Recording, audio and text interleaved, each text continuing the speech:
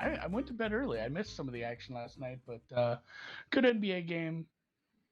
Euros start today. Euros start in oh man, I'm Euros good. start in what, 3.5 hours? Ish. Yeah, Brown Bag Bets brought to you by Friday. Alex still gone, still on a honeymoon, really milking it, really milking this whole getting married thing. I think he'll be back next week. He shaved. Things are going to get weird with that. But yes, today we will touch on hockey, basketball, probably some tennis. I might even slip in there while I'm talking Euros for sure. Some Friday afternoon golf picks, some Major League Baseball picks. We'll get to all that. Yeah, hockey game last night was wild.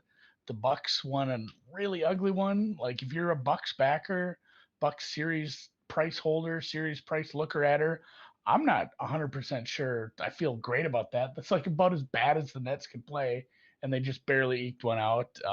Obviously, Vegas looked great. That was wild, winning four in a row. Twins walked one off while I was sleeping. Apparently, I went to the ballpark a day early. I got to see them get their shit pushed in instead of seeing awesome ninth inning heroics. And then, yeah, the Sox Astro games. I knew a few people on that. That was a bit of a wild one, I guess. Should have just taken Talk out about the a fun overs game to and have an over. yeah, go to sleep on that one. So, yeah, real quick, Knights Habs. It is a massive price on this one. These are I don't know, like Dan brought this up too. Producer Dan said this is like one of the weirdest matchups for playoff hockey ever. Yeah, they're from, I guess, yeah, from different conferences playing in the conference semifinals or the whatever you want to call it, the Stanley Cup semifinals rather. The conference finals is what it would have been this round. So Knights minus 500, Canadians plus 275. Is there any way, shape, or form you should take the underdog here? No, I don't really think the only path for them is Carey Price getting incredibly hot as my camera tries to go on me again there. Let's try and fix that. Nope, didn't work. You look good. I do? Okay. If I look good to You you, look that's fine. for me. If Carey Price gets hot, I mean, anything I guess can happen. But I think the problem with that is Marc-Andre Fleury's playing as good as Carey Price is right now, and the team behind him is just that much better. And I don't know what really clicked with Vegas after that game 2 loss to Colorado, but they've been a completely different team. And last night, even they've been finding ways to win differently. The first couple, they kind of dominated Colorado, outshot them, and ended up getting by with wins. The last 2 games, they were outshot, kind of just out goaltended Colorado, and then took advantage of their chances more and were able to skate with them, which not many teams were able to do with the Avalanche. Montreal's been a nice story, but like we talked about yesterday, they've kind of had the benefit of the path. They are looking like they're running into a roadblock on that path. I don't see them beating Vegas. I think we have a pretty clear path here for a Vegas Tampa Stanley Cup final. Yeah, which whatever. That'd be a good matchup. Like all I want is a good matchup. We've had some good ones. We That actually one talked could a be little off. really good. We talked a little off the air about that too. We said I wouldn't mind doing it this way every year, where you do the reseeding, get some unique matchups later in the playoffs, and then have these like divisional rounds where you have them early, where you get the rivalry games early to move on into these semifinals. So, yeah, we'll be watching that this weekend. NBA moves on, but first Euro 2020. I actually didn't realize this started today until like 2 days ago. I thought for sure it started on the 12th, started on Saturday. We have one match today. It will start 3 Eastern, I believe. I think, yeah, 2 Central here. Italy, Turkey, Italy playing all their matches at home. I thought it was the Coliseum. I was wrong. Dan corrected me. It is just a different place in Rome. So Italy minus 215 here to win this one. Turkey plus 650. Some shops hanging up to plus 750 on Turkey to win this. Everybody's a darling. This is a team that everyone's in love with. Every single preview I've read is in love with this team.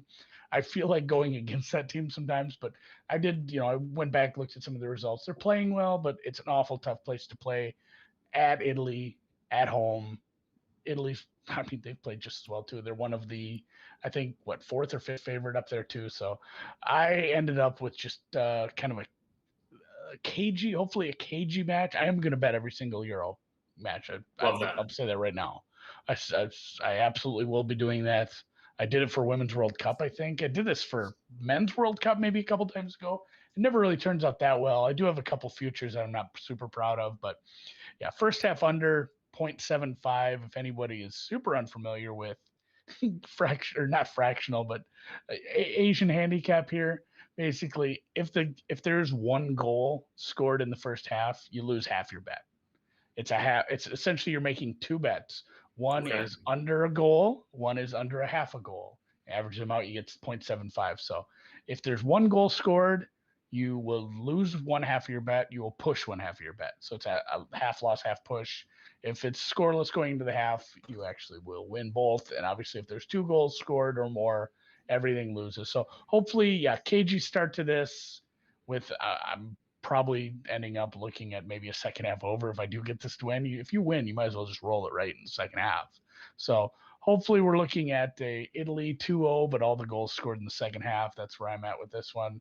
More action tomorrow. I'll end up just tweeting that out or putting it up on BETSPERTS as I go. But excited for this to start, and it is all on ESPN Plus. I'm as happy to find out. I did some Googling this morning, like, hey, where should I watch this? I think somebody had already told me once I found it out, but I'm like, oh, good. I was assuming I'd have to pay for a new service this morning, and I'm not going to have to. So that makes me happy as well. I'm very much the casual soccer fan too. I'll kind of tune in for these bigger tournaments, and I was reading our previews up on BETSPERTS. Dan had a great one. I was flipping around. I took when I saw you were making a bet this morning, I just assumed that it was going to be Italy. I don't really know why. I think that's because that's the powerhouse. I wasn't really aware of Turkey. I took Italy to win 2-0 at plus 510. I just thought there was some good value. That's a nice soccer score there. And then I was reading that Italy can be a slow starter sometimes, and Turkey's a team that could take advantage of that. So hopefully they don't, and hopefully your first half under hits, and then we get a pair of goals there in the second half. Yeah. 2-0, couple from Ciro in the second half. Yeah. I can dig that. Like everybody I said, yeah, everybody can win on that one. And I don't know. I don't have any futures in that group, but I think Italy does take that. It's a pretty hefty price. NBA last night, like I said, I didn't stay up for the late game. I'm kind of washed, and I went to the Twins game the night before, very tired from that. But I did pay attention for most of the Bucks game. Like I said, Bucks didn't look all that great. I looked good in the first quarter, but it was more of the Nets don't look good. The Nets really weren't making buckets. They weren't making baskets, and they still were in it. They were right there, down 3 at halftime. So you've seen that opened as a Nets favored for the Game 4 matchup.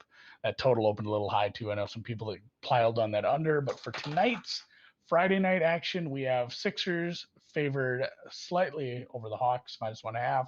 Over under 224. I haven't taken anything there. I still have some Sixers to win the East at like 350, 375, something like that. So I'm hoping and praying it's not another dead NBA future like most of my other ones. I won't get involved here, but I will be cheering for the Sixers. They haven't lost since I switched my gear in the golf game. I have the Sixers hat now, and then Suns Nuggets. I'm guessing this is another one I won't stay up to watch. Even if it's Friday night, I'll probably find something better to do. So Suns Nuggets, similar, almost the same here, 1.5 and over 223. Nuggets a slight favorite there to bounce back in the series. They kind of need this one. I will never say, hey, it's a must win, let's bet this one, but yeah, the Nuggets do need to get this one done. That'll be an awful big hill to climb if they end up down 3-0, especially losing one at home. In fact, if they lose, I'm calling it over. I'm just going to call it at that point. Although I did call the Tsitsipas match over, and Zverev is fighting back, which I'm not loving. So we'll get there. I think in that first game, I first off, if Philly hasn't lost since you switched the gear and approaching the green, I haven't really noticed that yet. I think I got to hop on Philly -1.5. I think the trend is your friend, as we like to say. That's a trend, no matter how out there it is. That is absolutely a trend right now. I think I'll hop on that, but that game, that series just seems like it's going to be very back and forth. I know the Hawks are playing a little bit of a man down, so I might try and look at like a Trae Young points prop, because I think he might be in that mood of he has to go off if they're going to win this series. He's been kind of doing that the whole playoffs. The later games, I think your logic makes sense with the Nuggets. I just love watching the Suns so much that I kind of just want to keep betting on the Suns because I want to root for them. They're such a fun team to watch. Devin Booker's so fun. I know they're not at home, but that home crowd in the Valley is so awesome. I'm not we both talk about it. We're not the two most analytical NBA guys by any means. I kind of bet these things on emotion and what's fun to watch. And there hasn't been a team more fun to watch than the Suns so far. I mean, maybe the Jazz, even since they had that Donovan Mitchell come back. That you said you watched the Bucks game. That was the game I had a little bit of an eye on more last night because I had the White Sox game on early. Big win for us, by the way.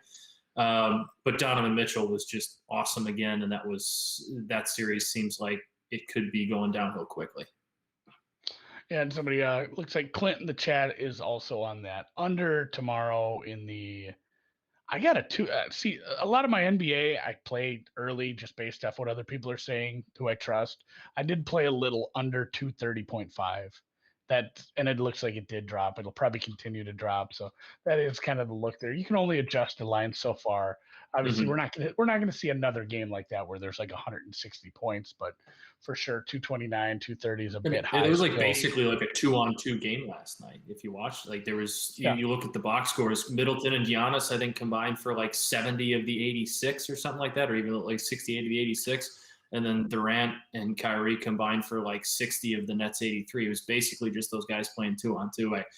I think you hit it right on the head. The Bucks were given the Nets' worst game, and they still barely hung on to win by 3 there. I don't think Joe Harris is going to go 1 for 11 from the field again, and that's kind of what it took for them to win. So that one seems to be the all Nets going forward. Yeah, I'm checking that line right now. It is down to 229. You know what? That's a pick. I'm putting it in a bonus pick. Under 229 for tomorrow. I think that game's tomorrow. Because they're not traveling, so I think that's tomorrow. It's not? The NBA has such a weird spaced out schedule. Yeah, that is a Sunday game. Yeah, I would have thought it's still in Milwaukee. Looks like they're getting 2 days break there. So, yep, that is actually Sunday. I bet that game. For this afternoon, I bet a little golf. I'm going to have a couple of daily matchups. Daily matchups went 2-1 yesterday. And one of them was Big Pat Perez over JT the Postman Poston.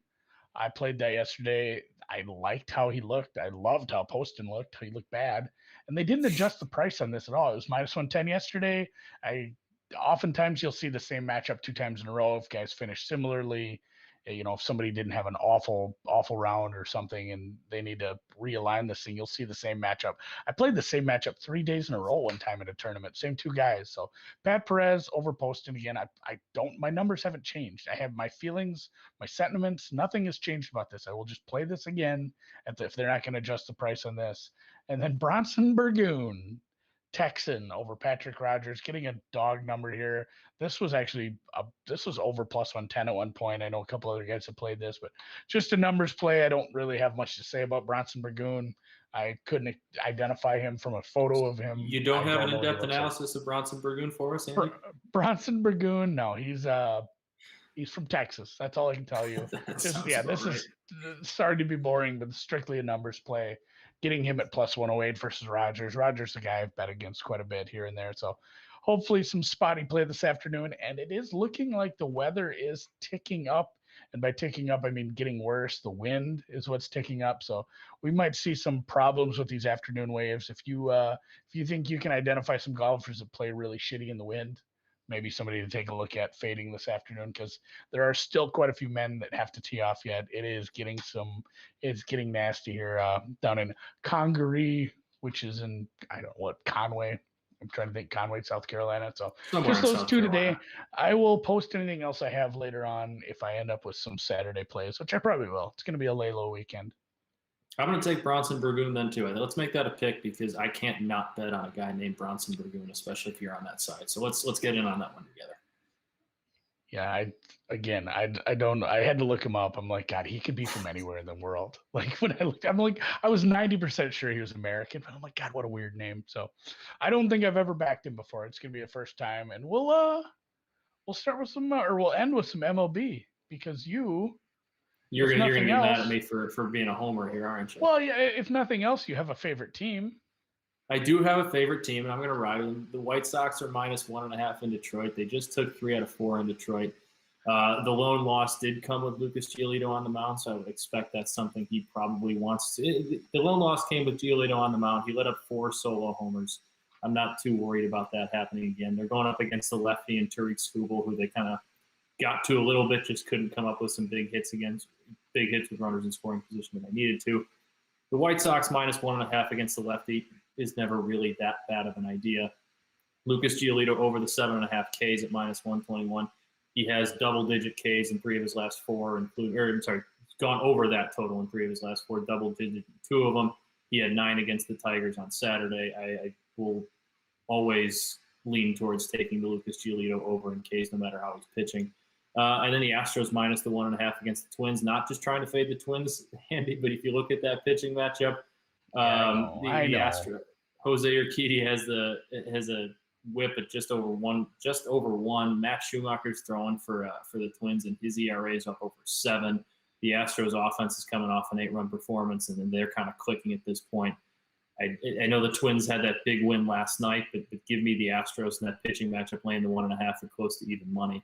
I like fading the Twins there and taking the Astros and taking that pitching matchup.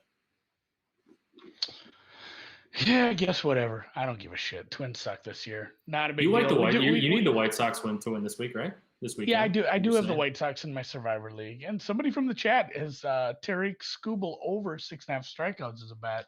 He hasn't had less than 8 in his last 4 starts. I don't hate that. He had, I think he had 10 or 11 against the Sox in like 5 1/3 on Saturday. And the Sox are becoming more of a higher strikeout team, especially now with Nick Madrigal not in the lineup. Yeah, that's kind of one more spot that's more prone to striking out now.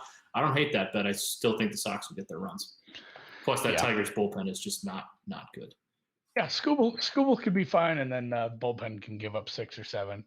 So yeah, I'll be cheering for the White Sox at least to win, hopefully by 2 for your sake, and then obviously Giolito's very good. Bonus pick that I just found. I just bet France to win, and this is a combination. France wins. Lukaku top goal scorer at 32.50. I don't play that. I would not play that, but I just in searching for some markets, I found some other markets. That's often how my futures are played. I'm looking for one thing, I find another, end up playing a few bucks on a thing or two. But we will quickly thank our sponsor, WinBet, where your $500 risk-free bet is available to anybody who signs up for a new account. You can get that and put it on anything. Like we said, there's NBA, NHL, MLB. There's a couple of NASCAR races. I think trucks go for sure. I know there's a race. You've got obviously the Euros. You've got the golf. You've got tennis. We have the French Open finals coming up this weekend. So plenty of things you can bet on there. If you are in the YouTube chat, please give me a thumbs up. It is the only thing keeping me going alive really through the weeks here, especially now that we're on Friday, and it's like 95 degrees here in Minnesota. I need them today. So thanks for watching. Thanks for joining us this week. Thanks to everybody in the chat. Thanks for Matt for stepping in. Thanks to our guests, especially Frank, who absolutely crushed it with the Mets pick. Hopefully got that earlier this week, and we'll catch you guys Monday.